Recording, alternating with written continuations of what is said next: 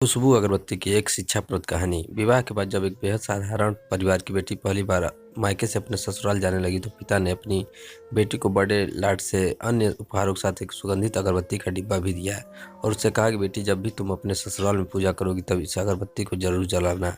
लेकिन जब माँ ने लड़की के पिता को ऐसा कहते सुना तो उसे बड़ा आश्चर्य हुआ। माँ ने कहा, हमारी लाडली बेटी पहली बार अपने मायके से ससुराल जा रही है तो भला उसे कोई अगरबत्ती जैसी मामूली चीज़ भी देता है क्या? ये सुनकर पिता ने झट से अपनी जेब में हाथ डाला और जितने भी रुपए थे वो सब भी अन्य उपहारों के साथ बेटी को दे दिया।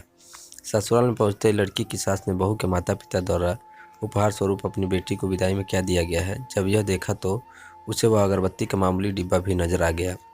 सारे उपहारों में कोई कीमती चीज न देख अंत में सास ने मुंह बनाकर बहू को बोला कि कल पूजा में यह अगरबत्ती जला देना, क्योंकि तुम्हारे माँ बाप ने बड़े प्यार से ये उपहार तुम्हें दिया है। सुबह जब बेटी पूजा करने बैठी और अगरबत्ती का डिब्बा खोला तो उसमें से एक चिट्ठी निकली जिसमें लिखा था, बेटा, यह अगरबत्ती एक बार जलाने के पश्चात स्वतः जलती है मगर संपूर्ण घर को सुगंधित कर देती है।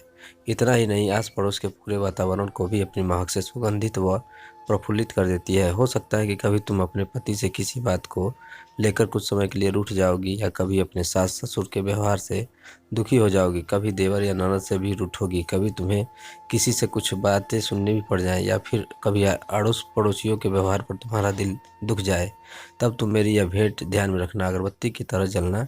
जैसे अगरबत्ती स्वयं जलते हुए पूरे घर और संपूर्ण परिसर को सुगंधित और प्रफुल्लित कर ऊर्जा से भरती है, ठीक उसी तरह तुम स्वतः सहन करते हुए ससुराल को अपना मायका समझकर सबको अपने व्यवहार और कर्म से सुगंधित और प्रफुल्लित करना। बेटी चिट्ठी पढ़ फपक फपक कर रोने लगी। सास ने जब बहू के रोने की आवाज़ सुनी तो लपक कर उसके पास आई। फिर पति और ससुर जी भी पूजा घर में पहुंचे जहां बहू रो रही थी। अरे, हाथ में कोई चोट लग गया क्या? पति ने पूछा। क्या हुआ, यह तो बताओ, क्यों रो रही हो? ससुर जी बोले। जब सास उसके अगल बगल देखने लगी तो उसके पिता द्वारा सुंदर अक्षरों में लिखी हुई चिट्ठी नजर आई। चिट्ठी पढ़ते ही उसने अपनी बहू को कलिश लगा लिया और फिर चिट्ठी ससुर जी के हाथों में दे दी। लेकिन ससुर ने चश्मा न पहनने होने की वजह से चिट्ठी बेटे को देकर पढ़ने के लिए कहा। सारी बात समझते ही संपूर्ण घर स्तब्ध हो गया। सास बोली, अरे, यह चिट्ठी फ्रेम करानी है, मेरी बहू को मिली हुई सबसे अनमोल भेंट है।